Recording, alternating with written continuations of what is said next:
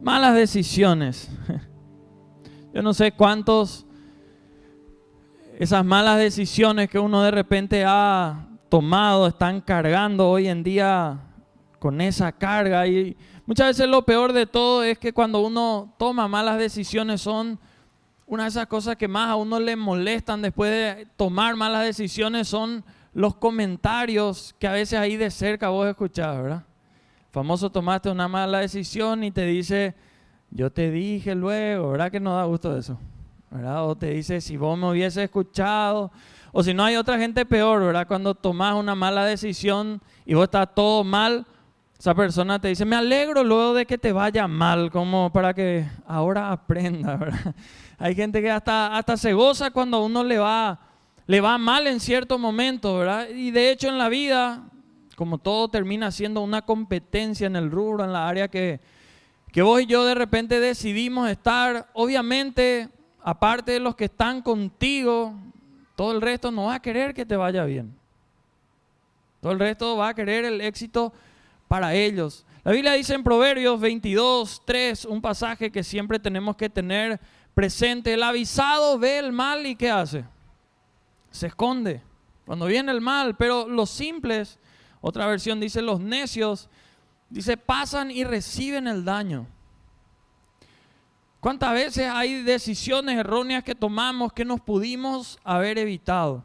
Yo quiero mirar contigo en la Biblia la historia de un hombre llamado Jonás, un hombre que realmente se le advirtió bien, se le dijo súper bien. Como muchas veces a cada uno de nosotros se nos pudo haber pintado bien el panorama, pero por algún motivo tomamos malas decisiones. Dice la Biblia, Jonás capítulo 1, versículos 1 al 3, vino palabra nada más y nada menos que de Jehová a Jonás, hijo de Amitai, diciendo, levántate y ve a una ciudad que se llamaba Nínive, aquella gran ciudad, y pregona contra ella porque ha subido su maldad delante de mí, dijo Jehová. Y Jonás, ¿qué hizo? Se levantó, ¿para qué? Dice la Biblia, huir de la presencia de Jehová a Tarsis, y descendió a Jope y halló una nave que partía para Tarsis. ¿Y qué hizo? ¿Qué dice la Biblia? Pagó su pasaje, entró en ella para irse con ellos a Tarsis. ¿Hacia dónde? Lejos de la presencia de Jehová. Qué malísima decisión.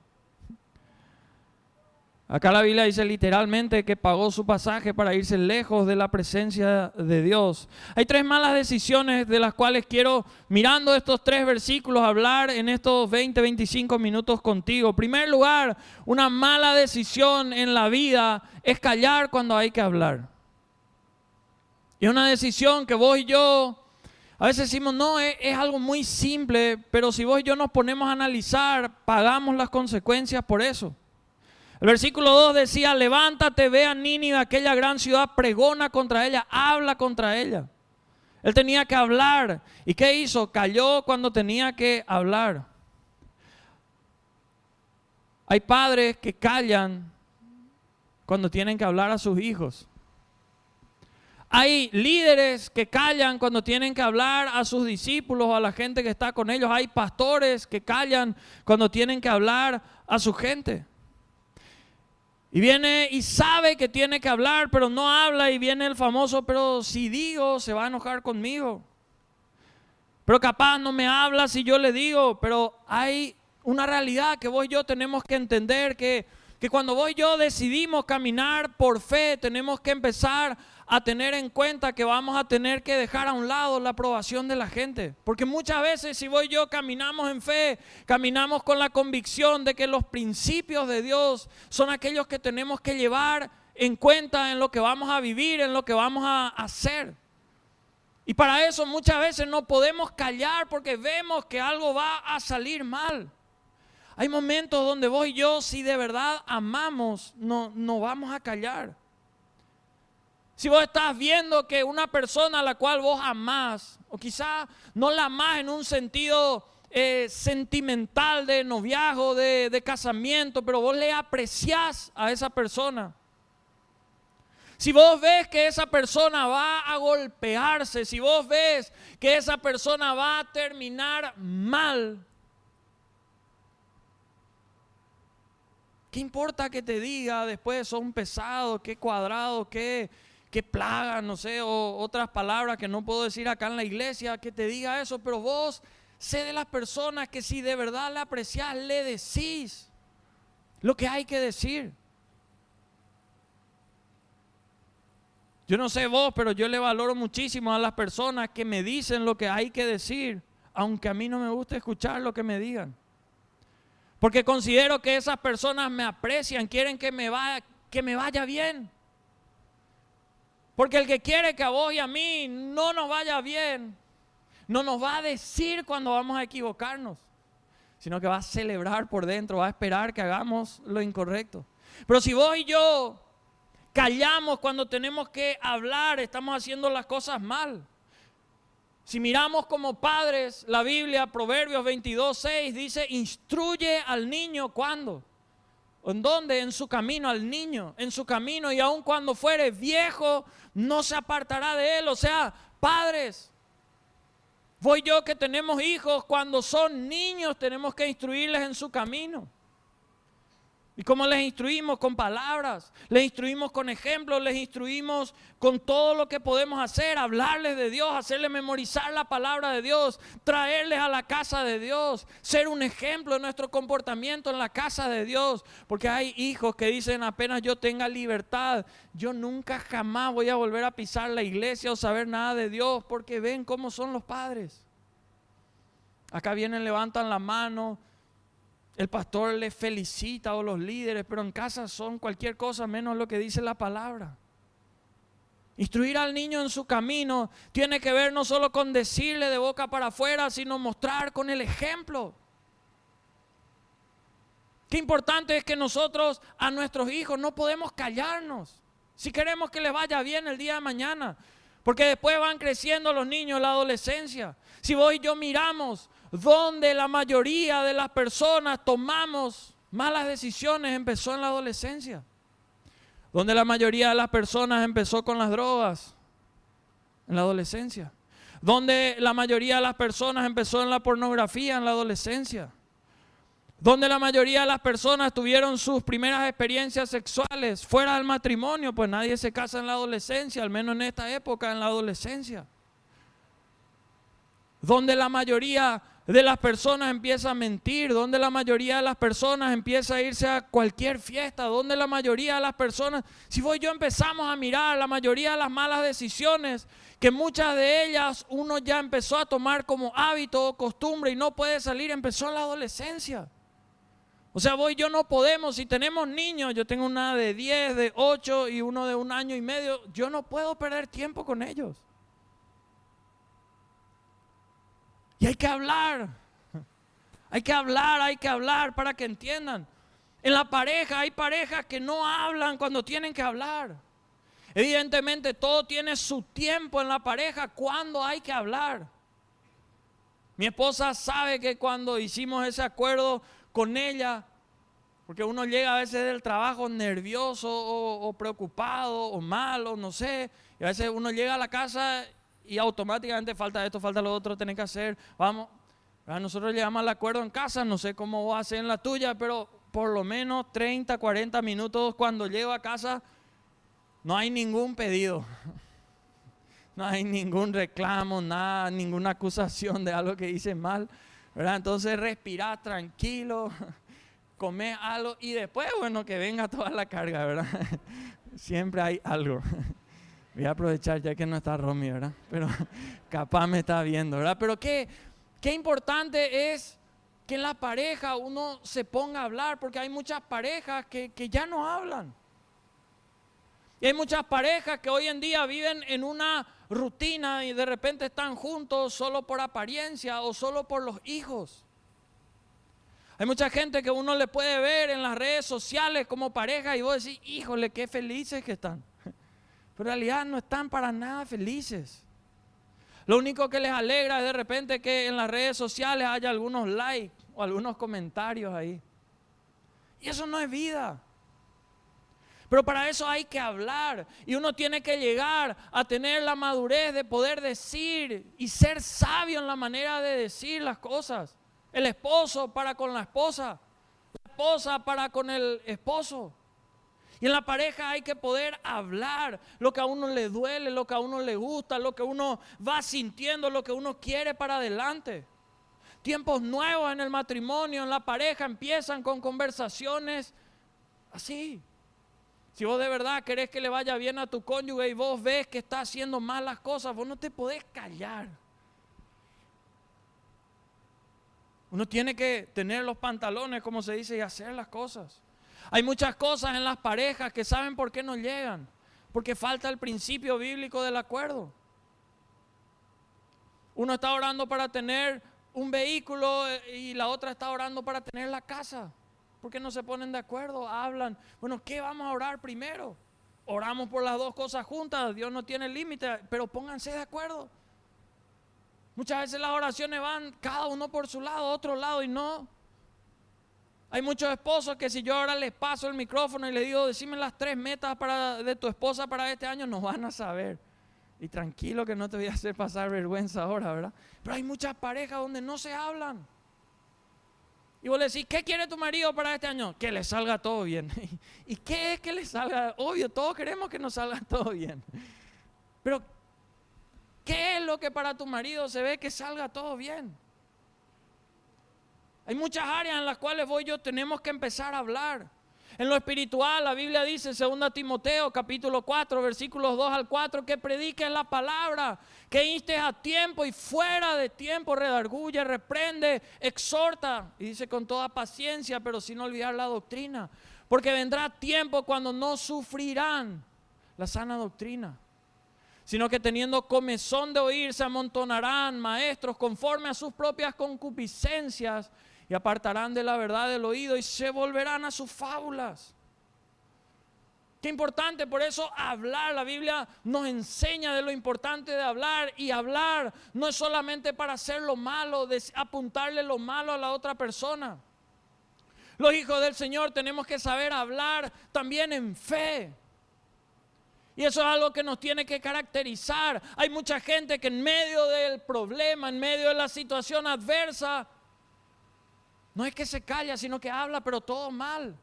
Puras maldiciones, puras groserías, puro negativismo, pura emoción que está ahí adentro. No habla en fe, no habla con convicciones que vienen de parte de la palabra del Señor. Vos y yo podemos hablar, claro, para enseñar, para advertir, para mostrar, hay que corregir el camino, pero también tenemos que enseñar, hablar en fe, a proclamar sobre nuestro futuro. Jonás tenía que salir y a pregonar en esa gran ciudad de Nínive algo malo que estaban haciendo, y obviamente mostrarles lo que el Señor quería hacer. Hay gente que para que tenga nuevos comienzos en su vida y salga de esas malas decisiones, tal vez lo único que le falta hacer es empezar a hablar bendición en vez de maldición. Siempre habló maldición. Que nadie levante la mano, pero ¿cuánta gente, no importa la edad que tiene? La herida que sigue teniendo acá adentro son por las palabras que le dijo su papá o su mamá, o tal vez su cónyuge. Porque las palabras que a vos y a mí más nos marcan son las palabras de la gente que queremos, de la gente que admiramos, de la gente que respetamos. Y tal vez ese papá, esa mamá o ese cónyuge no tuvo al Señor o no entendía este principio. Pero ¿por qué nosotros repetir lo mismo? Maridos, hay muchas esposas de ustedes que se van a levantar si ustedes empiezan a hablar palabra de bendición y ya no de maldición, ya no de destrucción, ya no de tenerle como basura, ya no de tenerle como cualquier de las peores cosas. Acá en la iglesia obviamente difícilmente que le digas.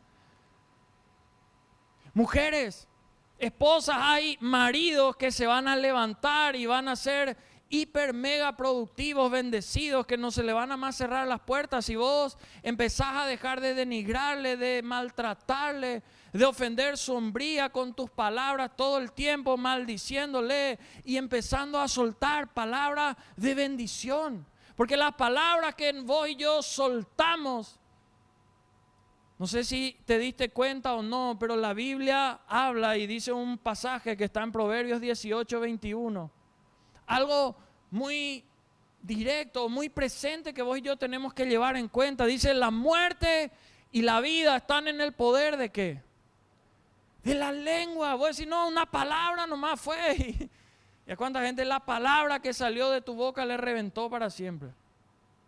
¿O acaso a vos y a mí no hay palabras que nos pudieron reventar para cuánto tiempo? De la lengua. La muerte y la vida están en el poder de la lengua, y el que la ama, ¿qué va a hacer? Comer del fruto de ella. Vos querés que te vaya bien, salir de malas decisiones, que quienes están contigo salgan. Tu lengua tiene que empezar a soltar palabra de bendición, palabra en fe. Tal vez vos sentís, mi esposo no es el mejor del mundo. Soltá palabra, vos sos el mejor esposo del mundo.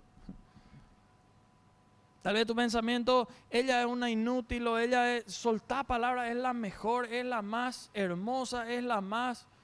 Soltá palabra en fe, porque eso vamos a comer el día de mañana.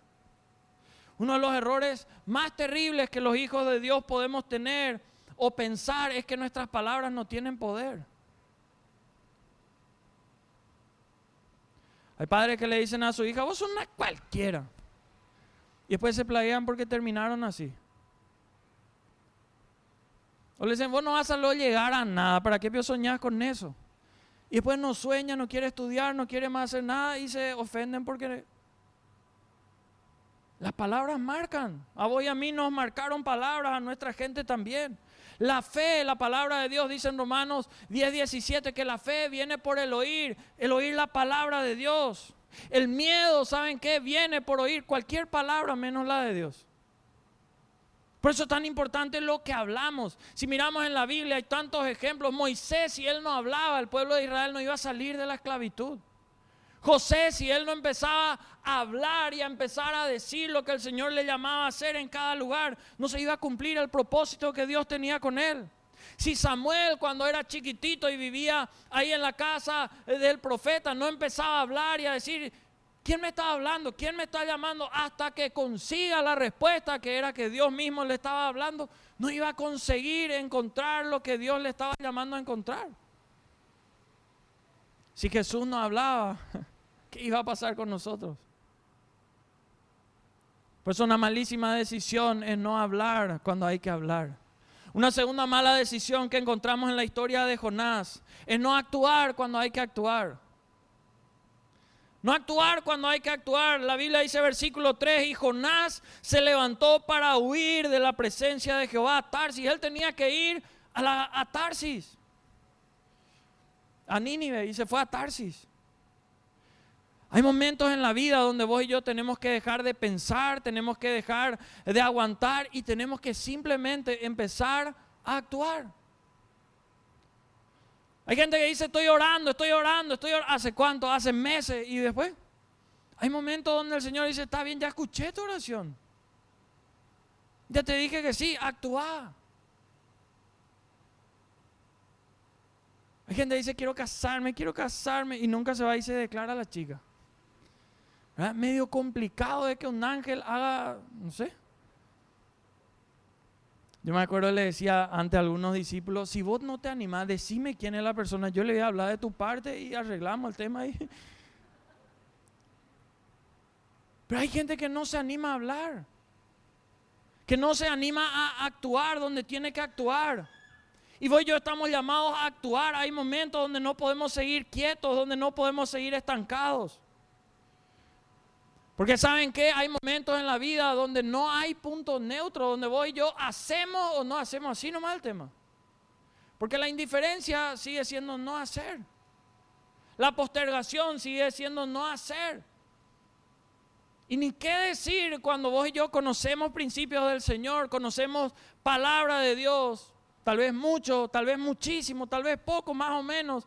Pero la Biblia dice en Santiago 4, versículo 17, dice la palabra del Señor, y al que sabe hacer lo bueno, ¿y qué pasa? No lo hace, o sea, no actuar cuando tiene que actuar. ¿Qué es? Eso dice la Biblia. Si vos sabés que hay que perdonar, al que sabe hacer lo bueno no lo hace, ahí la Biblia dice. Si Dios nos perdona a nosotros de todo lo malo que pudimos haber hecho, ¿quiénes somos nosotros para no perdonar todo lo malo que de repente nos pudieron haber hecho. Si vos y yo sabemos que tenemos que hablarle a otro, ¿quiénes somos para callarnos y no hacer? De hecho, si vos y yo nos ponemos a mirar, porque cuando hablamos de actuar, en la vida a mucha gente le quedó grande el lugar que vos y yo le pudimos haber dado. ¿Sí o no? Tal vez le diste un lugar muy especial en tu corazón y le quedó grande ese lugar. Tal vez en el lugar de trabajo le diste un lugar muy importante, de mucha confianza para vos y le quedó grande ese lugar. Tal vez en el liderazgo, tal vez en el área que sea. Todos nosotros en la vida podemos darnos cuenta que hay momentos donde a mucha gente le quedó grande el lugar que le dimos, pero qué triste sería que haya gente que diga eso de vos y de mí. Porque ¿saben a quiénes le quedó grande el lugar que de repente vos y yo le pudimos haber dado a cierta gente? Gente que no actuó cuando tenía que actuar. Gente que abandonó cuando tenía que quedarse ahí plantada. Gente que no se fue a la batalla cuando tenía que estar peleando ahí contigo. Porque hay mucha gente que abandona en el momento que no tiene que abandonar. Hay muchos momentos donde vos y yo simplemente nos la tenemos que jugar, como se dice. Ya sabemos lo que tenemos que hacer, entonces hagamos. Nuevos comienzos implica que vos y yo accionemos donde antes de repente por miedo no accionábamos. Implica tener esas victorias internas que durante tanto tiempo de repente vos y yo no tenemos. Porque llegó un momento en la vida, cada uno nos pudo haber pasado en otra parte de la vida, donde es como que descubrimos el interruptor interno para abandonar.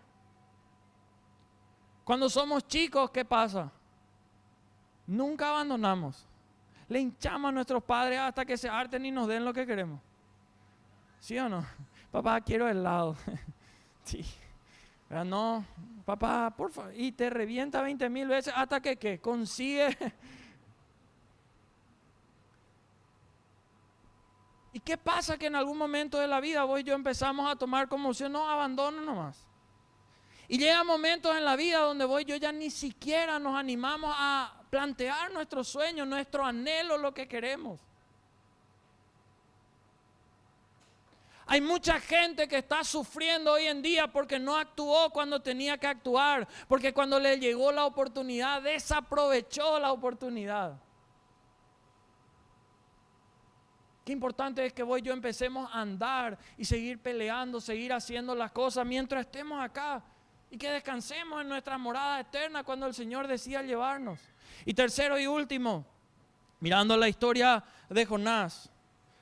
Una muy mala decisión es no orar cuando hay que orar. Dice la palabra de Dios en el versículo 3 que leímos: y halló una nave que partía para Tarsis y pagando su pasaje entró en ella para irse con ellos a Tarsis, lejos de la presencia de Jehová. Jonás, que no tenía ganas evidentemente de hacer lo que el Señor le planteaba hacer, o que no sentía en su corazón hacer lo que Dios le decía que tenía que hacer. Dice que agarró sus recursos, pagó su pasaje para irse lejos de la presencia de Dios. En vez de él obedecerle al Señor y de ponerse a orar y decirle: Señor, no siento, no me gusta, no me agrada. O tal vez le confiese su miedo y le diga: no sé cómo voy a hacer. Señor, yo creo que vos te equivocaste porque yo no soy la persona para... Pues Nínive, dice la Biblia, decía que era una gran ciudad. Tal vez decían: no, yo soy para una ciudad chica. Yo no soy para algo grande. Muchas veces tomamos la mala decisión de no orar cuando hay que orar. Y vos y yo nunca, jamás en la historia de nuestra vida tenemos que cometer el error de subestimar el poder que tiene la oración.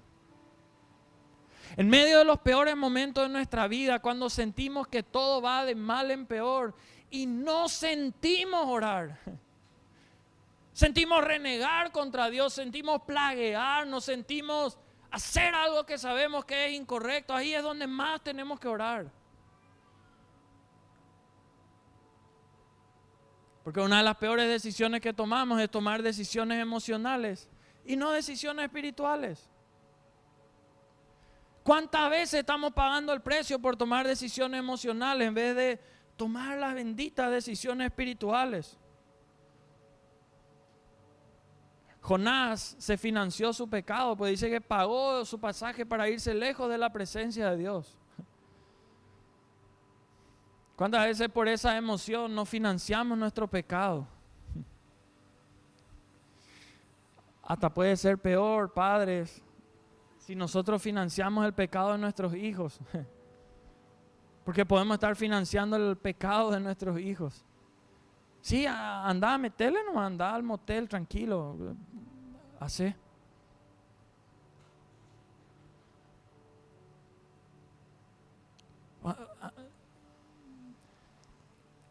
En vez de ponernos a orar. Jonás pudo haber pensado que él no era apto, que él no era digno para algo grande como lo que había ahí. Vos y yo, por las malas decisiones que pudimos tomar en la vida, por las inseguridades que podemos tener adentro, muchas veces podemos sentir que Dios no nos llama para grandes cosas. O que no nos debería o no nos podría llamar para grandes cosas, pero tenemos que saber que Dios te pondrá a vos y a mí donde Él quiera. No importa lo que diga la gente o no diga. No importa si la gente a vos y a mí nos considere para eso. Si Dios nos quiere poner ahí, Dios nos va a poner ahí. Y vos y yo tenemos que estar listos y no tomar la mala decisión como Jonás. Y en la vida las malas decisiones se quedan sin efecto en el momento que vos y yo empezamos a tomar buenas decisiones. Las malas decisiones se vencen cuando vos y yo agarramos, nos levantamos y decimos, esto definitivamente ya no puede seguir así. Cuando vos y yo ponemos un basta interior a tanto sufrimiento, a tanto dolor, a tanta miseria. Ponemos un basta a seguir con ese ego que nos impide hacer lo que tal vez ya mucha gente nos dijo que tenemos que hacer. ¿De qué a vos y a mí, si vamos a ser sinceros, nos sirve seguir un segundo más siquiera en el camino equivocado? Porque muchas cosas hacemos por ego. Y el orgullo es uno de los peores enemigos que vos y yo tenemos. Jonás quiso dejar de tomar malas decisiones y quiero mostrarte en la Biblia lo que pasó. Porque es lo que vos y yo tenemos que hacer. 3 minutos más y terminamos. Jonás capítulo 2 versículo 1. Dice entonces Jonás, porque la historia cuenta que después de tomar las malas decisiones se pagó su pecado, se fue lejos, le tiraron del barco donde estaba porque había una tormenta, le tragó un pez. Todo eso menciona el capítulo 1. Pero el capítulo 2 dice entonces Jonás, ¿qué hizo? Oró